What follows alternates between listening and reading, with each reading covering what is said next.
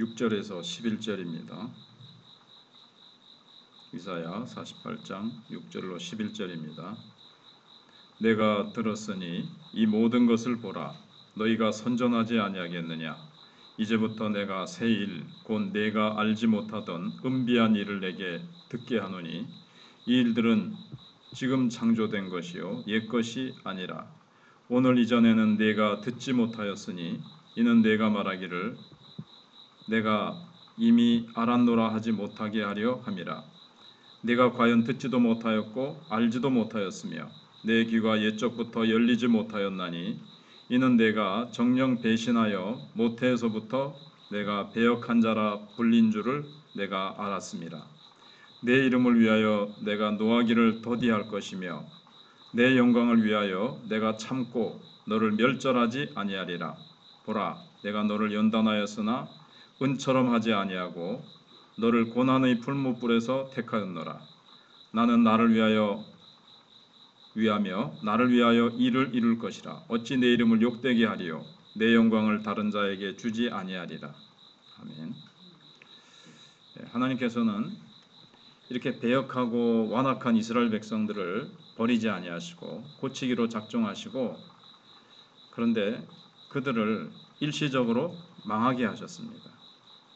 그래서 9절에 내 이름을 위하여 노하기를 더디하고 내 영광을 위하여 내가 참고 너를 멸절하지 아니하리라 하셨습니다.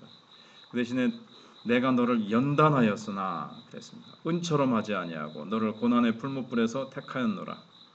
하나님께서는 이스라엘 자손들에게 믿음을 주시기 위해서 극단적인 방법을 택하셨습니다. 그러니까 극단적인 처방이죠. 바벨론을 들어서 예루살렘을 무너뜨리고 성전을 불태우셨으며 이스라엘 자손들은 노예로 잡혀가게 하셨습니다. 반드시 그렇게 하셔야만 됐습니다. 왜냐하면 거짓 선지자들과 이스라엘 자손들은 절대로 예루살렘은 망하지 않는다. 우리는 망하지 않는다. 그렇게 이제 예언을 하고 그렇게 굳게 믿고 있었습니다. 그러니까 하나님의 말씀이 아니라 자기들의 희망사항을 붙잡았던 거죠. 안일함 속에 하나님께서 계속 말씀하셔도 그 말씀에는 귀를 틀어막고 거짓 선지자들의 말과 자기네들의 희망사항만 붙들고 있었습니다. 하나님께서는 그것이 아니라는 것을 깨닫게 하시기 위해서 예루살렘이 멸망하게 하셨고 그들은 모두 붙들려가게 하셨습니다. 그때서 비로소 우리가 우리의 생각이 틀릴 수 있다. 우리가 뭔가 잘못됐구나. 이걸 이제 깨닫게 하시는 거죠. 눈앞에서 성전이 불타는 것을 보고 수많은 사람들이 죽고 붙들려가는 것을 보았을 때 우리의 생각이 잘못되었구나. 이런 생각을 하게 되는 겁니다. 그러니까 사람은 얼마나 미련한지 완전히 망하기 전까지는 자기 생각이 틀릴 수도 있고 망할 수도 있다는 것을 결코 인정을 하지 않습니다. 본문에서 하나님께서는 이스라엘 백성들을 은처럼 연단하지는 않는다 이렇게 하셨는데 은처럼 연단한다는 말씀은 100% 순은으로 만들기 위해서는 은 성분을 불에 녹이는 것을 말합니다. 그런데 이스라엘 백성들에게는 은 성분이 거의 없었습니다. 그래서 하나님께서 제대로 환난을 주시면 다 타서 없어져 버립니다. 그래서 하나님께서 환난 중에 있을 때 그 환난을 좀 줄여주시고 믿음을 더하여 주셨습니다. 환난 가운데 그냥 그대로 내버려두면 사람들은 너무 비참해져서 더 하나님을 믿으려고 하지 않습니다. 그러나 신기하게도 어려움 중에 하나님께서 특별한 위로를 주시고 인도하심을 하나님께서 이제 주십니다. 그러면 이제 이스라엘 자손들 스스로도 누군가가 우리를 이 큰 환난 중에서도 지켜주시는구나. 하나님이 그렇게 하시지 않으시면 이런 일은 절대로 일어날 수가 없다. 이렇게 생각하는 그런 이제 믿음이 생기는 거죠. 눈에 보이지 않는 하나님께서 자기들을 지켜주는 것을 이제 철저하게 하나님께서 느끼게 하시는 겁니다. 그래서 하나님은 삶에서 닥치는 여러 가지 어려움을 통해서 우리의 완악한 마음을 부드럽게 하시고 녹이십니다.